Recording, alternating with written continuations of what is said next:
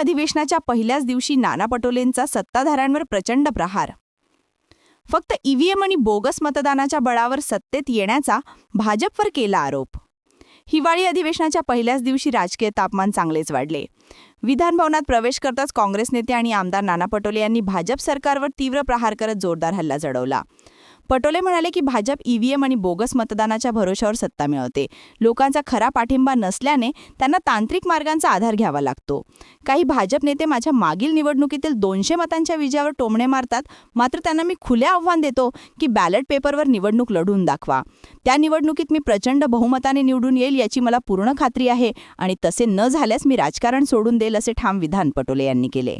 कमी व्हायला पाहिजे होतं, पण ही विदर्भातलेच मुख्यमंत्री असताना सुद्धा आणि नागपूरचे मुख्यमंत्री असताना सुद्धा आज विदर्भाच्याही अधिवेशनामध्ये कटुती केली गेलेली आहे. फक्त एक आठवड्याचं हे अधिवेशन या ठिकाणी होणार आहे. सरकार फेरफटका मारायसाठी या विदर्भात आलं आहे का, हा प्रश्न निर्माण झालेला आहे. या वर्षाच्या शेती हंगामामध्ये जवळपास 84,000 हेक्टर जमीन प्रभावित झालेली आहे. जमीन खरडून निघून पिकं वाहून गेलेली आहे. महाराष्ट्रामध्ये शेतकऱ्यांच्या आत्महत्याचं रोज सत्र चालू आहे. रोज लाडक्या बहिणीच्या कपाळाचं कुंकू पुसल्या जाते आहे. पण हे सरकार मौज मस्तीमध्ये वागते का, असा एक प्रश्न या निमित्ताने निर्माण झालेला आहे. 31,000 कोटी रुपये पूरग्रस्त शेतकऱ्याला आम्ही दिलेले आहेत असं राज्याचे मुख्यमंत्री जाहीर करतात, पण शेतकऱ्यांच्या हातात पैसेच मिळाले नाही.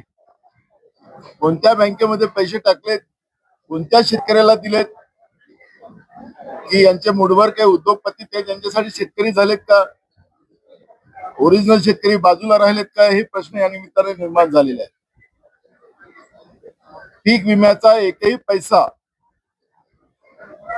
सरकारने शेतकऱ्यांना मिळवून देण्यामध्ये सरकारला सपशेल अपयश आलेलं आहे. विमा कंपन्या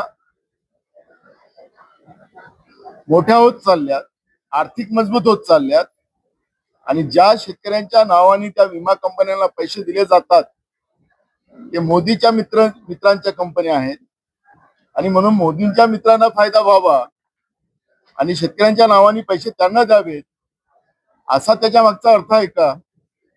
आणि म्हणून सरकारला या सगळ्या प्रश्नाचं उत्तर आणि शेतकऱ्यांना न्याय देऊन या ठिकाणातून त्यांना जायचं आहे.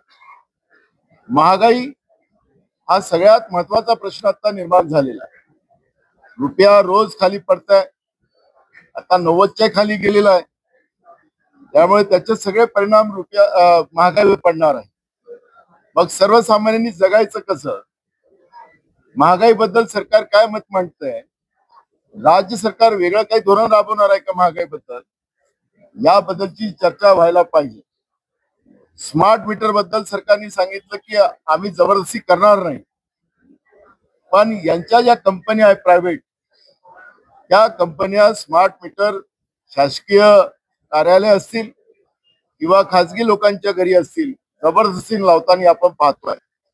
जिथं 800-900चं बिल येत होतं तिथं आता 30,000 40,000चं बिल त्या गरीब माणसांच्या घरी येत आहे.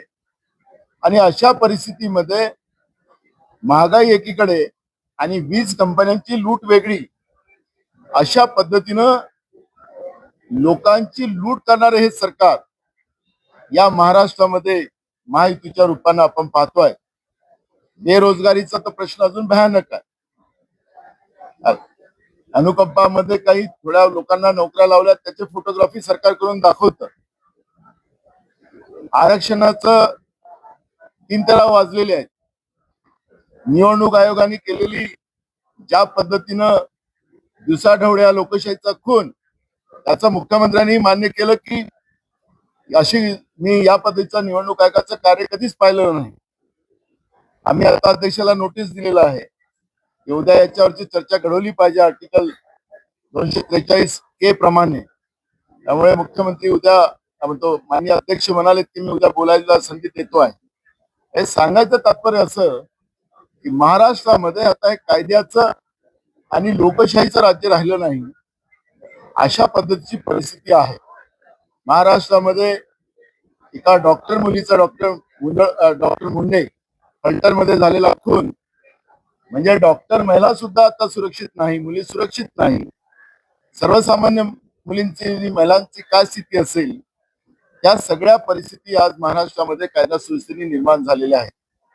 गोव्यामध्ये जी घटना घडली, त्या पब मध्ये स्फोट झाला आणि याच्यात असंख्य निर्दोष लोकांचा मृत्यू झाला. महाराष्ट्रामध्ये आता मोठ्या प्रमाणात पबला मान्यता दिली गेलेली आहे. टेरिसवरच्या पबला मान्यता दिलेली आहे. पूर्ण महाराष्ट्रामध्ये पैसे कमवण्यासाठी, सरकारच्या तिजोरीत पैसे आले पाहिजे, यासाठी मोठ्या प्रमाणात ड्रग्ज आणि या पबला मान्यता दिलेली आहे. मग गोव्यात घटना घडली, ती घटना महाराष्ट्रात घडणार नाही का, हाही प्रश्न या ठिकाणी निर्माण झालेला आणि सरकार याच्याचं उत्तर नेमकं काय देणार, याच्याकडे आमचं सगळ्यांचं लक्ष राहणार आहे. त्यामुळे हे सगळे विषय मोठे आहेत आणि म्हणून एक आठवड्याचं अधिवेशन हे अपुरं पडणार आहे. आणि मगाशी आम्ही विधानसभेत हा मुद्दा उपस्थित केला, अध्यक्षांनी सांगितलं की याच्यावरची वेळ आली तर आम्ही चर्चा करायला तयार आहोत. आमचा आग्रह राहील की हे अधिवेशन कमीत कमी 3 आठवड्याचं तरी या ठिकाणी नागपूरमध्ये व्हावं, अशी आमची अपेक्षा. यापूर्वी 15 ते 20 दिवस अधिवेशन होत होतं, पण हे 8 दिवस अधिवेशन आहे. काय सांगा? सरकारने आचारसंहिताचं कारण पुढे आणलेलं आहे. आचारसंहिता चालत राहणार आहे. विधिमंडळाचं कामकाज हे विधिमंडळाचं कामकाज आहे आणि त्याच्यामुळे विधिमंडळाच्या कामकाजात या पद्धतीनं आचारसंहितेचा बहाणा आणून समजा या अधिवेशन या ठिकाणी बंद करण्याचा सरकारचा घाट असेल तर हे चुकीचं आहे.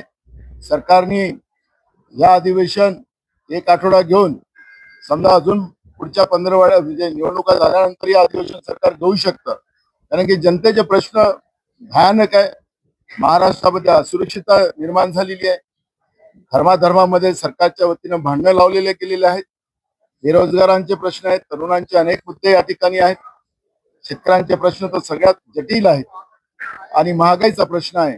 हे सगळ्या प्रश्नाबद्दलची चर्चा आणि त्याचं उत्तर हे टोलवाटोलवीचं नसावं. पहिलेच्या काळात असं होतं, आम्ही सगळ्यात जास्त पैसे दिलेत, अशा पद्धतीचं नको. मग ते त्या पहिल्याच्या काळात स्वस्त होतं, आता महागाई वाढली. तुम्ही आकडे वाढवून सांगायची गरज नाही. या पद्धतीचे समाधानकारक उत्तर देऊन आणि जनतेला त्याचा नुसत्या घोषणाच नाही, घोषणेचा पाऊस नाही, तर जनतेला त्याचे लाभ मिळाले पाहिजे, शेतकऱ्याला त्याचा लाभ मिळाला पाहिजे, ही भूमिका आमची राहणार. शिंदेचे 22 आमदार आदित्य ठाकरे म्हणते आहे. बघा, या सरकारमध्ये एकमेकाचा काटा काढणार, एकमेकाचे आमदार ओढण्याचा प्रयत्न चालू आहे. हे काही लपलेलं नाही. ज्या पद्धतीनं अजित पवारांच्या मुलाला अडवलं गेलं पुण्याच्या प्रकरणामध्ये, जमीन घोटाळ्यामध्ये, एकनाथ शिंदेच्या मुलाला खासदार श्रीकांत शिंदेला ज्या पद्धतीनं कचऱ्याच्या कॉन्ट्रॅक्टमध्ये अडवलं गेलेलं होतं, तर असे अनेक मुद्दे आपल्याला पाहायला मिळत आहेत. आणि हे सगळे मुख्यमंत्री करवतात असं आपसामध्ये बोलताना त्यांचे आमदार, त्यांचे मंत्री चर्चा करताना आपण पाहतोय. महाराष्ट्रामध्ये जमीन घोटाळे याचा उल्लेख मी अनेकदा केलेला आहे. मुंबईमध्ये बीकेसी मधल्या भरतनगर मध्ये सुद्धा 500 एकर जमीन अशाच पद्धतीनं दिली गेलेली आहे. नवी मुंबई, ठाणे, नाशिक, नागपूर, पुणे, अनेक ठिकाणी आपल्याला जमिनीचे घोटाळे पाहायला मिळणार.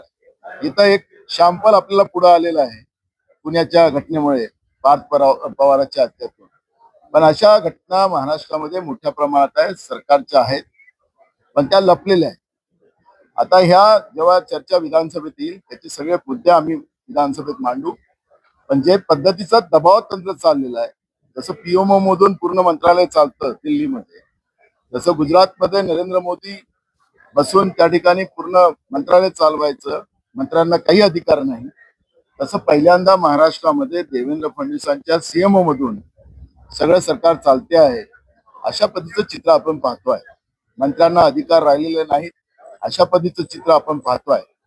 त्यामुळे आता कोणाचे आमदार कुठे पळवतील, काय होतील, आणि भाजपमध्ये तर राहिलंच आहे की दुसऱ्याचे लोक धुवून पळा, अशी ती व्यवस्था राहिलीच आहे. तर ते काही होऊ शकतात. आदित्य ठाकरे म्हणाले, त्याच्यामध्ये त्यांच्याजवळ माहिती असेल किती आमदारांची संख्या आहे.